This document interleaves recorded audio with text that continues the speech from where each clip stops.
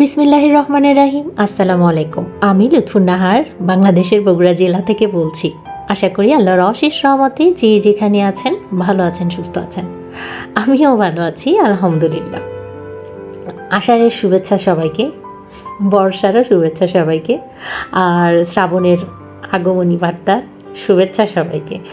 আমি বৃষ্টি বৃষ্টি বৃষ্টি তো বৃষ্টিতে সবার খিচুড়ি খেতেই ভালো লাগে। আর এই মুহূর্তে রাত, বৃষ্টিও হচ্ছে, কিন্তু ঝামেলা হচ্ছে মেয়েরা খেতে চেয়েছে। আমার কাছে কোনো মশলা তৈরি করা নেই, তো রাঁধুনি গরুর মাংসের মশলা, যেটা দিয়ে শর্টকাট কিন্তু খিচুড়ি রান্না করা যায়। তো পেঁয়াজ কাঁচামরিচ তো রয়েছে, তো এটা আমি কেটে দিয়েছি, তেল দিয়েছি আর রসুন কুচি কুচি করে কেটে দিয়েছি, ব্যাস।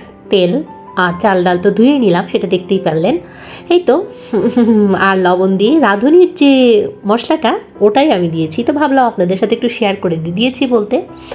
বেশ চমৎকার এবং খুবই সুন্দর স্মেল এবং খুবই সুস্বাদু হয়, আপনারা করে খেতে পারেন।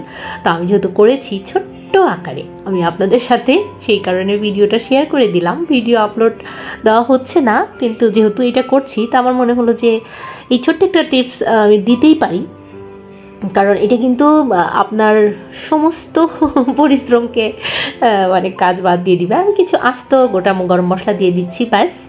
এই যে দেখতেই পাচ্ছেন, আর কিন্তু কিচ্ছু না, জাস্ট আমি পেঁয়াজ কাঁচামরিচ আর রসুন কুচি করে কেটে দিয়েছি, আর প্রেশার কুকারে চাল ডাল দিয়েছি, সাথে এই রাঁধুনির যে মশলাটা এটা দিয়েছি। হলুদ তো দিতেই হবে, হলুদ, একটু শুকনো মরিচ, ব্যাস। আর এই তো চমৎকার হয়ে গেছে। উপরে একটু হালকা আছে, তো এখানে আরেকটা কাজ করতে পারেন, একটু টক দইয়ের মতো তৈরি করে দিলে জিনিসটা আরও সুন্দর হয়, যেমন দুধ, চিনি আর লেবু দিয়ে। এটা কিন্তু আমি দিয়েছি, কিন্তু আপনাদের বলিনি, আমার কথাতে আপনারা এটা শুনে নেবেন, স্কিপ করে গিয়েছি। চমৎকার একটা স্মেল এসছে।